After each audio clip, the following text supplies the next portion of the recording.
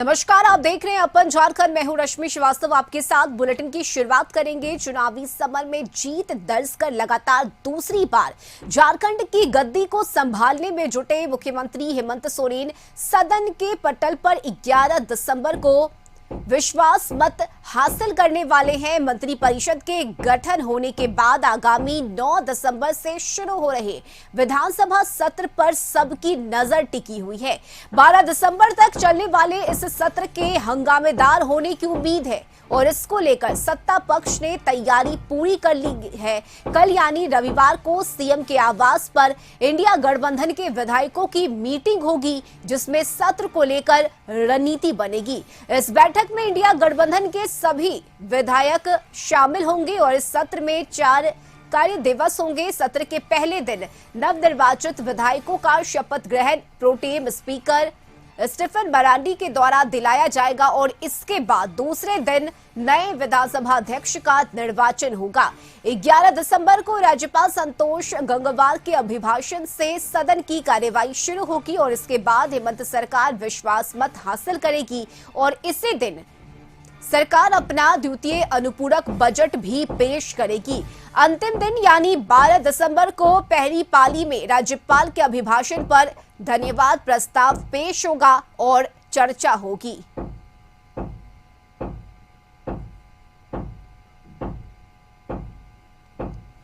तो कल यानी रविवार को सीएम आवास पर बैठक होनी है। लगातार झारखंड में दूसरी बार हेमंत सोरेन ने गद्दी संभाली है और ऐसे में रणनीति बनाई जा रही है इस बार के विशेष सत्र को लेकर, जो कि 9 दिसंबर से शुरू हो रहा है। और सहयोगी संदीप इस वक्त हमारे साथ जुड़ गए हैं। संदीप, 9 दिसंबर से सत्र की शुरुआत हो रही है, लेकिन इससे पहले चाहे वो पक्ष हो या विपक्ष, दोनों ही तरफ से रणनीति बनाई जा रही है। जाहिर सी बात है कि इस बार सत्र के दौरान हंगामे देखने को मिलेंगे। कई ऐसे मुद्दे हैं जिसे लेकर विपक्ष सामने आएगा, लेकिन सरकार की तरफ से भी तैयारी शुरू कर दी गई है और कल सीएम आवास पर बैठक भी बुलाई गई है विधायकों के साथ।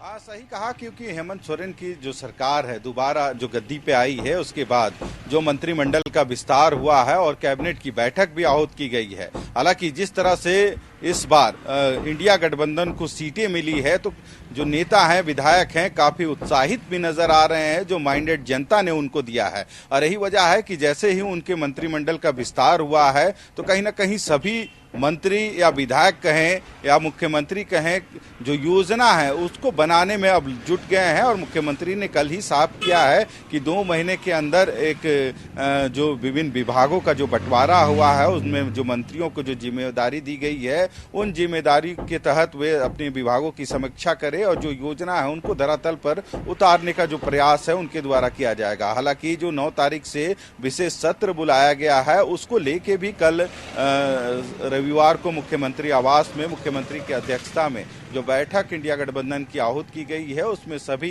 जो विधायक हैं, मंत्री हैं, वे शामिल होंगे और कहीं ना कहीं इस विशेष सत्र में जो कार्य योजना है उसकी रणनीति तैयार की जाएगी। हालांकि मुख्यमंत्री की तरफ से कई दिशा निर्देश भी इस बैठक में दिए जाएंगे, ताकि जो सत्र के दरमियान जो विपक्ष के सवाल हैं, उन सवालों का माकूल जवाब दिया जा सके। वहीं यदि दूसरी तरफ देखा जाए तो बीजेपी ने अब तक अपना प्रतिपक्ष का नेता कौन होगा वह तय नहीं किया है और इस बार जो संभावना अब लग रही है, या कह सकते हैं या फाइनल है, कि इस बार बिना प्रतिपक्ष के नेता के ही बीजेपी को सदन में बैठना होगा, क्योंकि कल उन्होंने भी बैठक बुलाई है। हालांकि प्रतिपक्ष का नेता कौन होगा अभी तक तय नहीं हुआ है, तो ऐसे कयास लगाए जा रहे हैं कि सत्र के बाद ही प्रतिपक्ष का नेता तय होगा। जहां विपक्ष कहीं ना कहीं सरकार को घेरने की कोशिश करेगी, वहीं सरकार या पूरी कोशिश करेगी कि विपक्ष के हर एक सवालों का माकूल जवाब दिया जाए। हालांकि 9 से 12 तक जो सदन है